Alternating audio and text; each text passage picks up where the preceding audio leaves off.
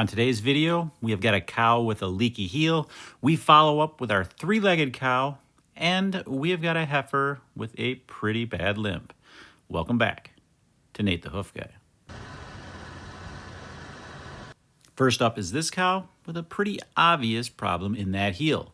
If we look up top, we can see how deep these heels are. That's a result of that problem. Putting less pressure on those heels causes them to get deeper.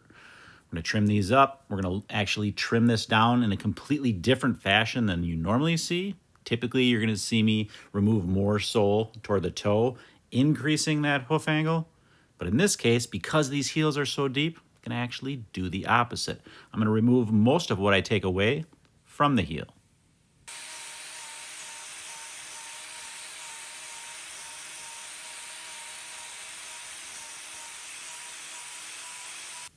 Now, the primary purpose of trimming a cow's soles is to restore that hoof angle or that foot angle. What we're trying to do is to create a uniform sole thickness, a natural sole thickness for that cow, and that's going to bring her into that optimal angle for her and that particular foot.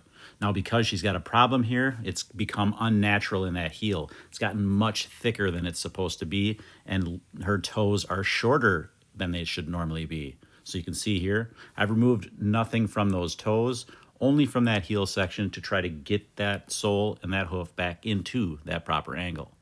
You can see the problem that caused that right here. That's the area we're going to address. We're going to clean that area out, remove any of that loose horn, and see what we have underneath.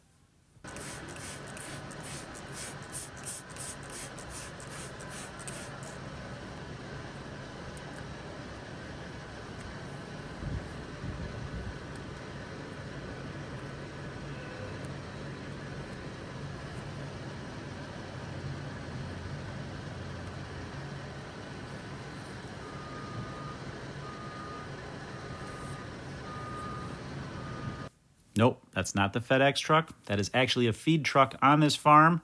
They also have backup alarms to make sure that everyone's aware when they're making unexpected movements.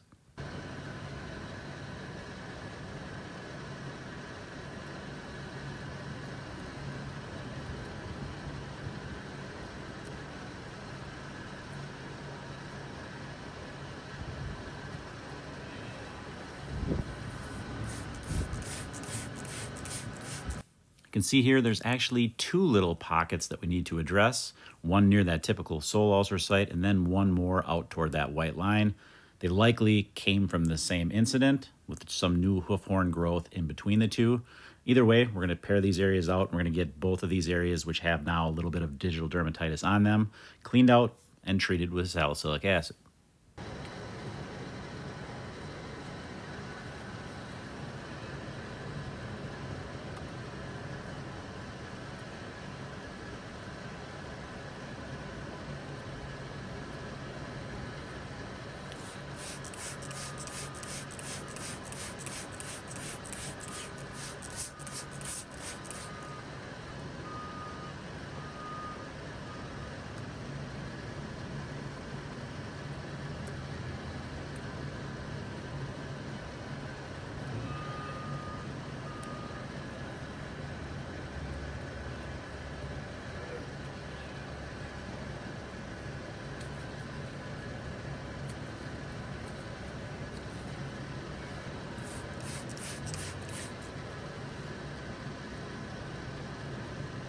The step of removing the loose horn is really just an attempt to remove as many of the potential irritants for later on. Get those out of there so we don't have to worry about them. Get that area completely opened up so we can get this salicylic acid in place to treat any problem that's there. And because that hoof horn is removed now, we're not going to have any problems with future irritations. Get a block on that other claw, takes the weight off of this one, and that's going to be it. 6273 is done. Now on to our cow who was walking on three legs when we first saw her. We pared that area away and thinking there might be a white line issue, but as we got in there, we could see it was really clean. She did have a little bit of swelling in this claw, so we put a block on the other claw, hoping that that was where the problem was going to be. We could take the pressure off of it and allow it to heal. We let her go. She was still favoring that foot pretty heavily. Hopefully, it got better. Well, about 3 months later, we brought her back, and guess what? the swelling in that heel is down and she is walking a lot better, which means that block can come off.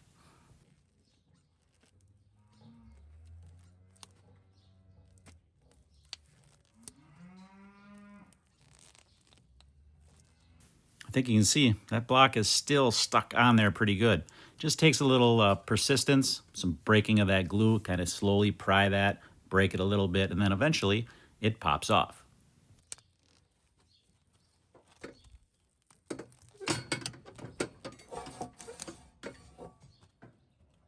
Now, typically, I'm not going to leave a block on for 3 months, and I'm going to check up on a cow before a 3-month time frame too. However, this is a smaller farm, so I don't get there as often as I would on some of my other farms to get that block off. And usually after 3 months, that block's going to fall off. But you can see this one was really stuck on there. So what we're going to do now is make sure we're going to trim this claw, make sure there's no problems because that block was on a little bit longer than I wanted it to be. And we're going to obviously check this other claw. Now, the claw that had the original problem, if there had been an abscess in there or a white line issue that we hadn't seen yet, we would definitely see separation right now. And guess what? We don't. So that's good. What we did at the time was assume that there was some type of injury inside that claw. Maybe she, had some type of incident in the pasture, something that caused some inflammation on the inside of that claw. And by putting a block on this other one, we could just rest it. That turned out to be a good technique because it's nice and clean. That swelling is gone. And now we're going to get this just trimmed up a little bit and we'll let her out and see what she walks like now after getting this block off. This dark area here is where we pared away in that original trim, just looking, examining that white line, making sure there was no problems. Now we're going to let 93 out and let her walk. See how she's walking now? This is how she walked after that first trim. Noticeably sore yet, but now walking like a champ. That's what we want to see. Now on to our heifer with a pretty significant limp on that right rear leg.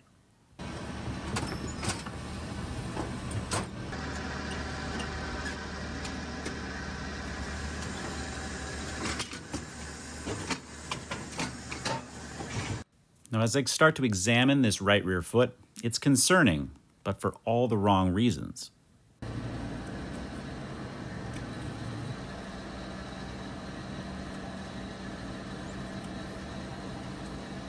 Now, being that she is a young heifer, there's not a lot to remove here. This hoof is in good shape. All I'm doing is taking off a skim layer so I can get a good view of that sole, see if there's any problems there that are evident.